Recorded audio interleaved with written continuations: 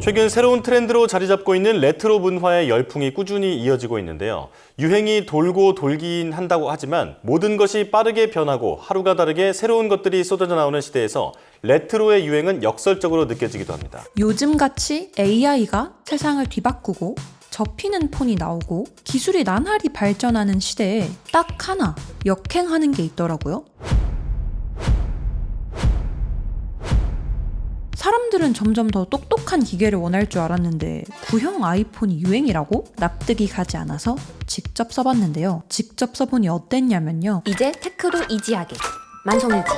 짐작하시는 것처럼 결국 다들 궁금해하시는 게 아이폰 색감 차이인 것 같아서 사진 결과부터 바로 보여드리겠습니다. 개인적으로 아이폰 6S의 카메라는 전체적으로 어둡게 나오는 느낌이었어요. 이런 날 것 그대로의 분위기, 특히 거칠고 빈티지한 느낌을 좋아하시는 분들에겐 분명 매력적일 수 있어요. 특히 자연광 아래에서 찍을 때는 6S가 오히려 좀 어둡긴 하지만 좀 더 감성적인 결과물이 나올 때도 있더라고요. 다만 제 기준에서는 좀 너무 어두워서 실용성 면에서는 아쉬웠습니다. 반면 아이폰 XS는 우리가 흔히 생각하는 예쁘게 나오는 색감에 가까웠어요. 인물 명암 표현도 훨씬 자연스럽고 전반적으로 밝고 약간 뽀샤시하면서도 선명한 인상을 줍니다.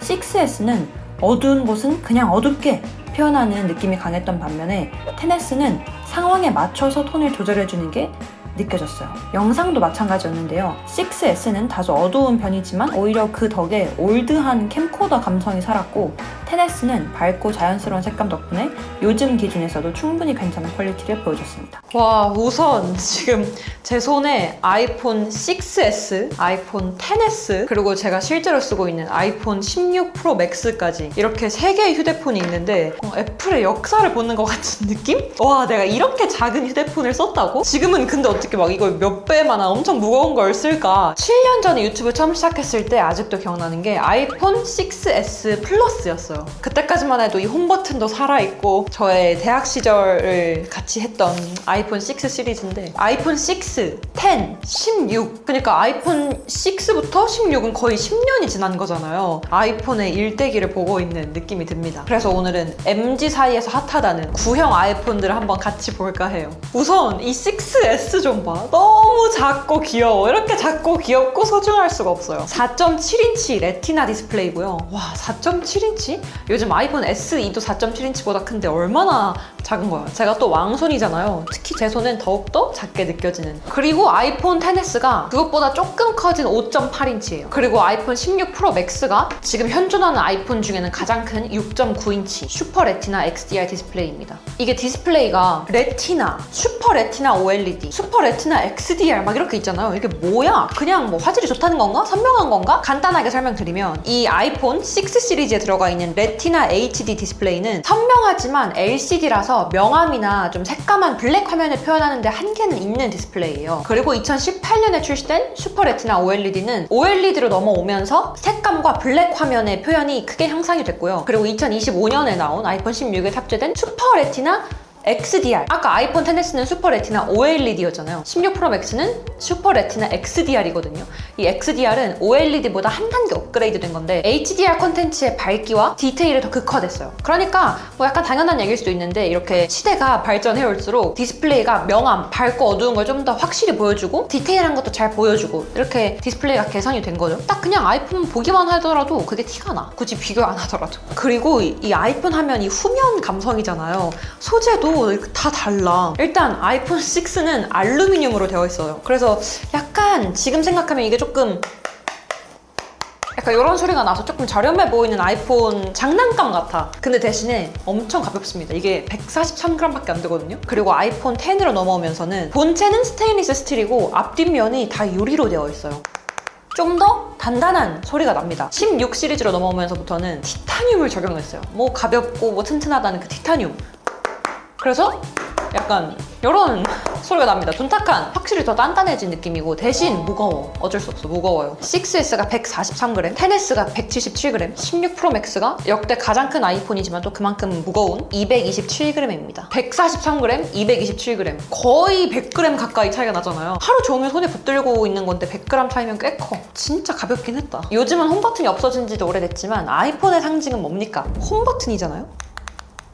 이 딸깍딸깍 소리가 너무 그리웠어. 저는 개인적으로 이번에 아이폰 16e 나오기 전에 SE 4세대 나온다는 말이 많았잖아요. 아이폰 SE에는 유일하게 아직도 홈버튼이 있단 말이죠. 그래서 이번에 아이폰 SE 4 나오면 홈버튼이 있을 테니까 그거 사야지 생각했는데 웬걸 아이폰 16e가 나와가지고 좀 당황하긴 했지만 이 아이폰 XS 시리즈가 아직까지도 되게 각광받고 많은 분들이 찾는 이유가 카메라 감성 디자인 이런 걸 떠나서 홈버튼이 없어지면서 애플의 뭐 혁신이다 아니다 홈버튼이 없어지면서 아이폰은 망했다 애플의 아이폰이 어떻게 될 건지 그런 논란이 많았던 화두였던 시기였던 걸로 기억해요. 그리고 그 이후부터는 최근까지 당연히 홈버튼을 없애고 페이스 아이디로 대체를 하는데 홈버튼이 또 특유의 이런 딸깍거리는 물리버튼이 있어서 이런 감성이 뿐만 아니라 홈버튼이 좋은 게 지문 인식이 되고 마스크를 낀다거나 가끔 쌩얼이거나 안경 끼면 페이스 아이디 인식이 안 되더라고요. 그럴 때는 그냥 지문이 가장 직관적이고 빠를 때가 있어요. 인터넷 하다가 게임 하다가도 그냥 여기 홈버튼 꽉 눌러서 바로 홈 화면으로 가면 되고 물론 이렇게 물리버튼이 하나 더 있으면 뭔가 버튼이 하나 더 있다는 것 자체가 아이폰이 고장날 확률이 좀 더 크다는 거잖아요.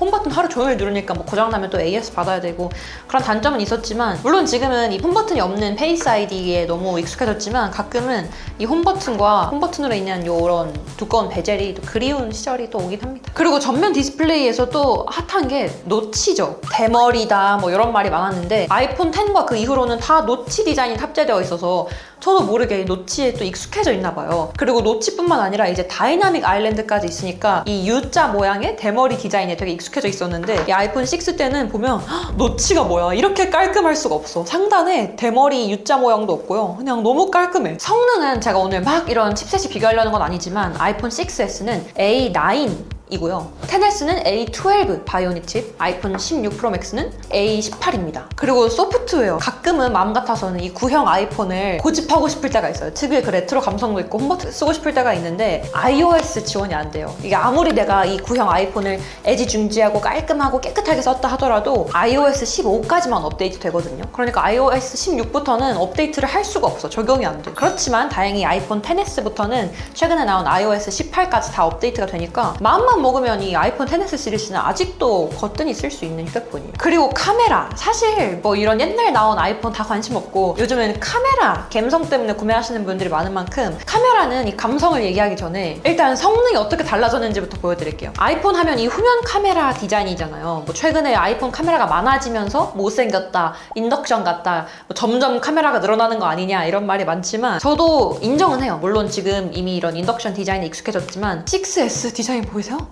너무 카메라가 거의 있는 듯 없는 듯 오른쪽 모서리에 숨어 있어. 있는 듯 없는 듯. 카메라가 이 애플 로고보다 작아요. 아이폰 6S는 1200만 화소 단일 카메라고요. 아이폰 XS는 카메라가 살짝 세로로 길어졌죠. 광각과 망원 둘 다 되는 듀얼 카메라. 역시 화소는 같아요. 둘 다 1200만 화소고 아이폰 16 프로 맥스는 뭐 말할 것도 없지. 인덕션 디자인이고요. 카메라가 하나 둘 셋 세 개 트리플 카메라예요. 기본 초광각은 4800만 화소, 망원은 1200만 화소입니다. 물론 이렇게 인덕션 디자인이 못생겼다, 뭐 별로다 이런 말이 많지만 그만큼 카메라 성능은 당연히 더 좋아졌겠죠. 뭐 기술이 발전되니까 5배까지 광학 줌인이 되고요. 센서 시프트 OIS가 있어서 이렇게 손으로 잡고 동영상 브이로그 찍을 때 손떨림 방지가 되고 최대 4K 60프레임까지 돌비 비전 촬영이 되는. 그래서 저도 아이폰 감성 때문에 인스타용 막 사진 찍을 때는 구형 아이폰을 쓰지만 확실히 브이로그 찍거나 영상 찍을 때는 최신의 아이폰을 찾게 되는 것 같아요. 물론 구형 아이폰으로 찍었을 때도 4K가 아니라 HD가 되고 프레임도 낮고 이래서 약간 지지직거리는 그런 특유의 감성이 있긴 하지만 그건 그냥 가끔 인스타용으로 가끔이고 실제로 요즘 정말 동영상 촬영할 때는 아무래도 최신의 아이폰이 가장 좋겠죠. 제가 아이폰 16은 4800만 화소고 이 6랑 10S는 1200만 화소 카메라라고 말씀드렸잖아요. 당연히 이 4800만 화소가 퀄리티가 당연히 좋겠죠. 숫자가 4배가 차이가 나는데 근데 1200만 화소 카메라도 일상 사용에선 충분히 사용 가능해요. 4800만 화소는 확실히 확대해도 깨지지 않고 디테일한 섬세한 표현을 할 수 있다면 1200만 화소는 그냥 일상 사진들 그리고 1200만 화소의 장점이 파일 크기가 작습니다. 그러니까 용량이 작아요. 그리고 효율적이죠. 반면에 4800만 화소는 카메라 화소 자체가 크고 무겁다 보니까 그래서 개인적으로는 이 1200만 화소는 특히 SNS용 인물샷 정도는 전 충분하다고 생각하고요. 우리가 막 인스타에 있는 사진 고화질로 디테일하게 확대해가지고 막 그런 거 아니잖아요. 근데 대신 4800만 화소 카메라는 풍경, 고화질 작업, 사진을 크롭해서 써야 한다거나 그럴 때 더 유리해요. 그리고 여기서 한 가지 트릭인 게 이 아이폰 16 프맥이 4800만 화소 카메라라고 되어 있지만 설정에서 프로 로우 모드를 활성화시켜줘야지만 4800만 화소를 찍는 거예요. 근데 저는 평소에 그 기능을 끄고 쓰거든요. 그러니까 이 4800만 화소라는 걸 정말로 막 매일 뽕 뽑는 게 아니야. 그래서 저는 10S로도 충분하다고 생각해요. 대신 전면 카메라는 좀 차이가 나. 6S는 5메가픽셀 너무 귀여워. 500만 화소고요. 10S는 전면 카메라가 7메가픽셀, 그러니까 700만 화소고 16 프로 맥스는 전면이 1200만 화소입니다. 그러니까 아이폰 6와 10S에 있던 후면 카메라의 스펙이 16 프로 맥스는 그게 전면 카메라, 이 셀카 찍는 카메라에 적용이 됐다는 거죠. 무게와 배터리는 약간 비례하나 봐요. 아이폰 6S는 가벼운 대신에 배터리가 1715A밖에 안 돼요. 감이 안 오실 것 같아서 비교를 해드리자면 아이폰 10S는 2658A, 아이폰 16 프로 맥스는 4685A입니다. 그러니까 숫자로만 보면 아이폰 6보다 16 프로 맥스가 거의 한 2.5배 정도는 커진 거죠. 아, 그리고 충전 포트도 제가 이 구형 아이폰 충전하려고 보니까 막 깜짝 놀랐잖아요. 너무 오랜만에 보는 이 라이트닝. 물론 아이폰에 C타입이 적용된 지 얼마 안 됐지만 아이폰 6와 10은 라이트닝이고 16부터는 C타입 케이블이 적용됐습니다. 아, 왜 이제야 C타입을 해줬는지 모르겠어. C타입이 너무 좋은 게 아이패드, 아이폰, 맥북, 뭐 요즘 웬만한 전자기기들은 다 C타입이잖아요. 그러니까 충전전 하나만 있으면 돼서 너무 좋아. 그리고 무선 충전은 당연히 6 시리즈는 지원 안 하고요. 아이폰 16에는 너무 막강한, 제가 없어서는 안 되는 맥세이프가 들어있죠. 맥세이프가 아이폰 12 시리즈 이후부터 나왔을 테니까 전체적으로 총평을 해보자면 우리의 작디 작은, 너무 작고 소중한 아이폰 6S는 홈 버튼도 있고 크기가 이렇게 작다 보니까 애플 특유의 전통적인 디자인을 살렸어요. 지금은 iOS 지원이 종료돼서 실 사용하기는 좀 불편할 수는 있지만 아무튼 그런 감성이 있어요. 약간 애착 아이폰 같은 느낌? 그리고 아이폰 10S는 페이스 아이디로 전환되면서 홈버튼이 확 없어진 그런 과도기 모델에 있는데 요즘 왜 이렇게 많은 분들이 10S 사는지 너무 알 것 같은 게 소재도 이 컬러부터 너무 예쁘고요. 카메라 색감도 전 얘가 가장 마음에 들었고 당연히 요즘 쓰기에는 배터리나 이런 게 좀 아쉽긴 하지만 10S 충분히 쓸만한데 전 얘가 가장 모든 장점을 다 가진 친구였어요. 상대적으로 배터리가 작고 맥세이프가 안 돼서 제가 실제로 못 쓰고 있긴 하지만 그것만 아니면 그냥 단순히 SNS용 사진 찍는 것뿐만 아니라 충분히 지금도 쓸 수 있겠다. 16 시리즈는 뭐 말할 것도 없이 가장 최신에 나온 아이폰이기도 하고 현존하는 아이폰 중 가장 비싸지만 가장 최고의 스펙을 또 자랑하고 있으니까 얘는 뭐 논외로하고 이렇게 보니까 왜 많은 분들이 아이폰 6랑 10S를 찾는지 알 것 같아. 기술은 이렇게 매년 발전하고 애플과 삼성도 매년 새로운 휴대폰을 내야 될 어떤 의무가 있잖아요. 그러다 보니까 계속 기술은 발전하고 카메라는 더 좋아지고 핸드폰 더 커지고 너무 편해지는데 반대로 우리 인간의 삶은 그렇게 매년 업데이트 되는 게 아니거든요. iOS가 매년 업데이트 되는 것만큼 인간의 삶이 매년 업데이트 되진 않아. 기술의 발전은 이렇게 빨라지는데 우리 인간은 점점 적응해야 될 거 아니에요. 적응하는데 속도가 걸리는데 이런 최신의 휴대폰도 너무 좋지만 이래서 사람들이 옛날 휴대폰을 찾고 또 감성을 느끼고 조금 불편하더라도 이런 아날로그한 걸 사랑하는 게 아닐까 생각을 했습니다. 마무리가 너무 F스러웠죠? 아, 근데 그나저나 이거 아이폰 10S는 진짜 최고의 작품이야.